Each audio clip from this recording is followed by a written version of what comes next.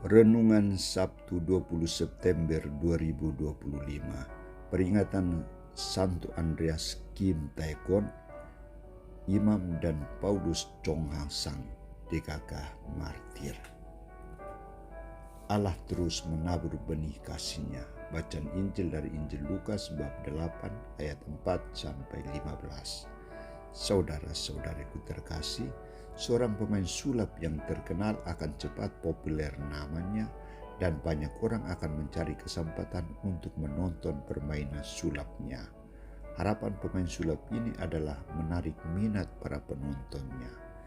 Bagaimana harapan Yesus untuk para pendengarnya, orang-orang yang datang mengikutinya? Saudara-saudariku terkasih, ketika berhadapan dengan sejumlah massa yang semakin bertambah datang dari berbagai kota dan desa untuk mengikuti Yesus, mendengarkan sabda dan mengalami kasih-Nya, nama Yesus semakin populer dan menjadi daya pikat bagi banyak orang. Teristimewa mereka yang sungguh menderita, mereka yang sakit, mereka yang membutuhkan kesembuhan, pembebasan dari berbagai macam roh jahat dan harapan hidup dari Yesus. Yesus mampu membaca pendengarnya, maka Ia coba mengkategorikan para pendengarnya berdasarkan perumpamaan tentang seorang penabur. Saudara-saudariku terkasih, dalam perumpamaan ini Yesus menitik beratkan pada lambannya pertumbuhan kerajaan Allah, dalam arti bahwa ajaran Yesus Kristus tentang kerajaan Allah dipertentangkan dengan sikap dan tanggapan manusia sebagai lahan benih sabda Allah.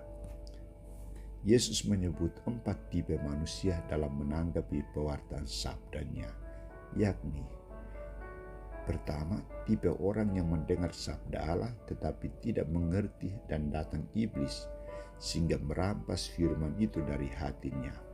Inilah benih yang jatuh di pinggir jalan. Kedua, orang yang mendengar sabda Allah tetapi sabda itu tidak berakar dalam hatinya. Dan ketika menghadapi masa pencobaan, mereka menjadi murtad. Inilah benih yang jatuh di tanah yang berbatu. Ketiga, orang yang mendengar sabda Allah dan sabda itu bertumbuh, tetapi karena dihimpiti oleh kekhawatiran, kekayaan, dan kenikmatan duniawi, mereka tidak menghasilkan buah yang matang. Inilah buah benih yang jatuh di semak duri. Keempat, orang yang mendengar firman itu, menyimpan dalam hatinya yang baik dan mengeluarkan buah dalam ketekunan. Inilah benih yang jatuh di tanah yang subur. Saudara-saudariku terkasih, prinsip Yesus adalah sabda itu harus ditaburkan dalam hati manusia yang berbeda-beda. Sabda Allah itu tumbuh, tetapi proses pertumbuhannya sampai menghasilkan buah tidak begitu cepat, tetapi sangat lamban. Namun harus disyukuri bahwa sabda itu masih menghasilkan kekuatan untuk menumbuhkan dan menghasilkan buah. Saudara-saudariku terkasih, perumpamaan yang dikemukakan oleh Yesus sangat relevan bagi kita di zaman modern ini. Banyak orang mengaku diri sebagai orang Katolik, tetapi pemahaman mereka tentang ajaran iman Katolik sangat minim bahkan dangkal. Banyak yang beriman Natal dan Paskah, beriman kalau membutuhkan gereja untuk dilayani, atau membutuhkan karena ada kebutuhan-kebutuhan tertentu, misalnya permandian, perkawinan, kematian, dan lain sebagainya. Apakah mereka tidak memiliki telinga untuk mendengarkan sabda Allah? Ataukah hati mereka tertutup untuk mendengarkan sabda Allah? Bila orang Katolik beriman seperti ini, buah jenis apa yang akan dihasilkan?